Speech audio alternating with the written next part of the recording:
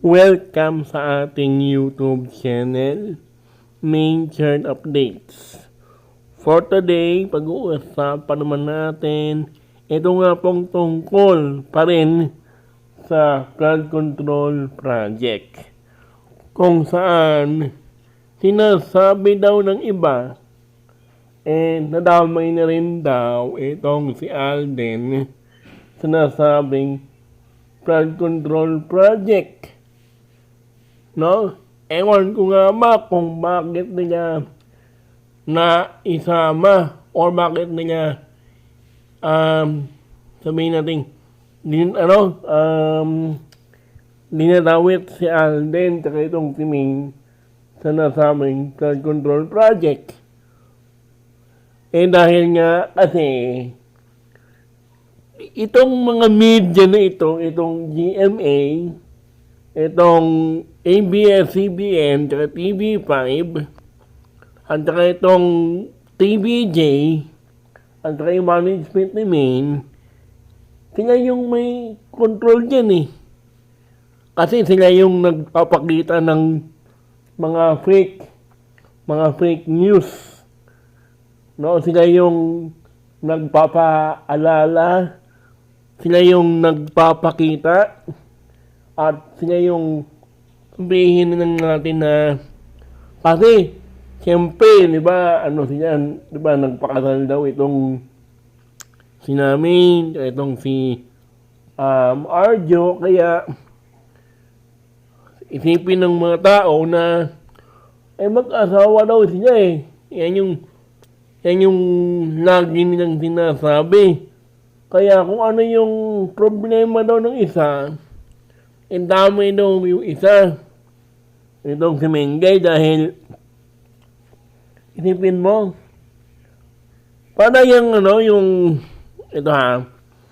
meron akong napanood na isang teleserye, yung ama nung kontrabida doon, matinong politiko, no?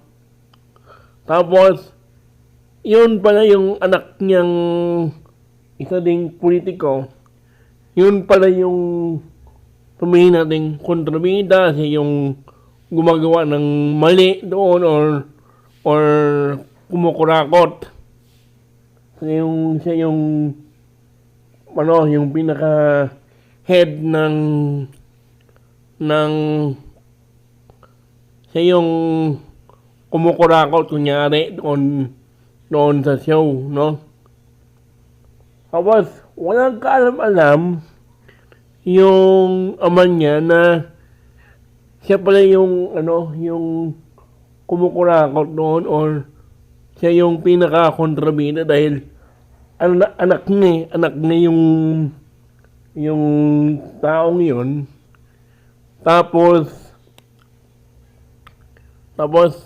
nagalit yung anak niya doon sa ama niya kasi nabisto siya ng ama niya na siya yung pinaka hinahanap ng mga pulis doon sa kasi pinapaimbestigahan nga yung anak niya kung ano ba talaga yun, kung matino bang politiko yung anak niya.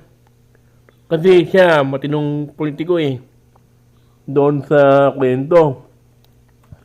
Dito ganun din si Min, siya yung walang alam, hindi niya alam yung ginagawa ni Arjo kasi ito yung eksena na ito yung ginagawa ni Arjo na tumatawag siya ng palihim sa mga diskaya. Hindi alam ni Min yan, kaya huwag ninyong idamay si Min at saka si Alden sa mga kalukuhan noong trapong congressman na yan. Kasi mayaman sila eh. Si Min at itong si Alden, mayaman na yan. Kaya nilang magpatayo ng mga mansyon na galing po mismo sa pinaghirapan nila sa showbiz. baka sabihin ninyo, si Main, kumukobra pa nung hindi pa siya, hindi pa artista. Malinis po yung record ni Main. Malinis po yan. Malinis ang record niya dahil lahat ng McDo niya, yung mga gas station niya, galing po yan sa pinaghirapan niya noong panahon ng Aldab. No? Party na pa yan. Mayroon pa silang gas station nung bata pa siya or lumalaki si Main, no? Mayaman na yan si Main. Kaya wag ninyong gawa ng issue na nakikinabang si Main doon sa flood control project ni Trapong Arjo na yan na pamunas sa sahig. Kasi siya naman yung sinabi doon sinabi ng Diskaya Para po sa akin, parang patino naman yung Diskaya. Kaya lang, siyempre, may kakapit yung iba, siyempre kaya mong takutin yung tao para bumigay ng pera or kung ano mang estilo yan na pinapakita sa mga teleserye kung paano i-torturing yung o takutin yung mga ganyang tao na mga matino pero kailangan gumawa ng illegal katulad ng ginagawa ngayon ng mga sangkot dito sa flood control project na magnanakaw ng yung mga billion na pera. Diba? Isipin nyo, bakit mo titipirin yung flood control project? Kasi pag matibay yung project, yung project na yan, siyempre hindi ka na kikita, di ba? Hindi ka na sasahuran. Kasi siyempre, yung ginawa mong matibay na project na tulay or kung ano mang basta mayroong related doon sa flood control project na yan, siyempre matibay na yung tulay, yung mga daan, matibay na yung nagkaroon na yan ng mga kompleto na yung mga daan. Hindi na binabaha yung mga bayan-bayan, yung mga probinsya or yung mga lugar yung mga probinsya nakikinabang na doon sa flood control, napatayuan ng mga tulay, mga kalsada, hindi na kailangan ayusin dahil matibay na Di ba napakatibay na nung mga proyektong yun.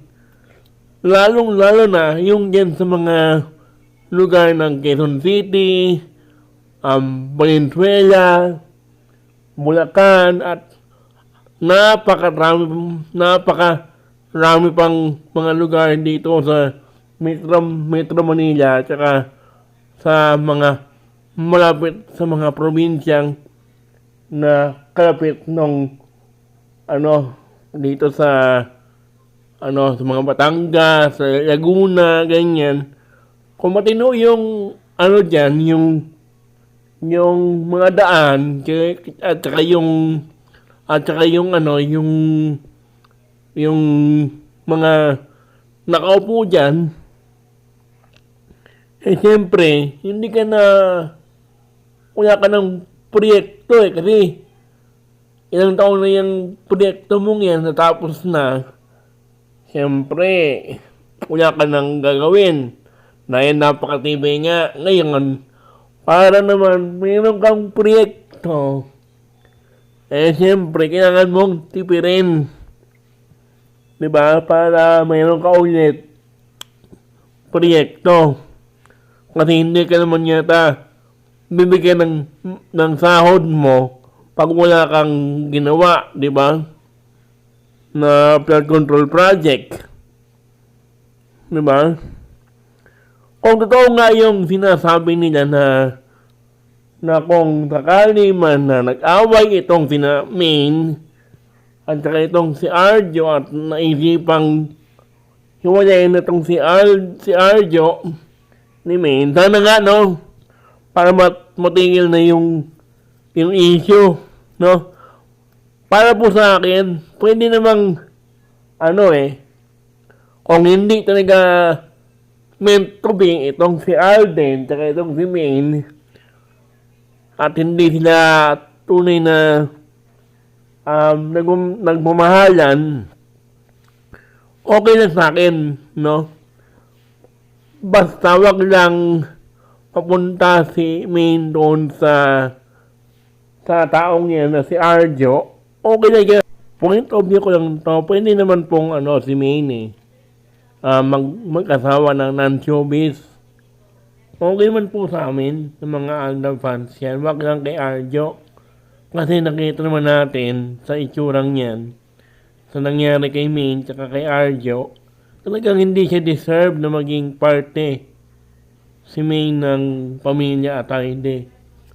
Dahil isipin mo, kakaupo lang ni Arjo sa pagiging congressman for sa kanyang second term, ayan na, lumabas na yung kanyang matinding baho, no? Kasi isipin mo, kung matino kang politiko, wala kang iisipin na negative issue. Diba? Wala kang iisipin na problema sa gabi bago matulog. Ito, nakita natin doon sa nakaraan nating video na yung picture nga ni Congressman, talaga namang, parang ginagamitan tayo ng drama na akala mo naman kapag nagpa-picture siya ng gano'n na parang iyak na siya. Yung parang ginagamitan tayo ng kanyang kadramahan na maawa tayo sa kanya.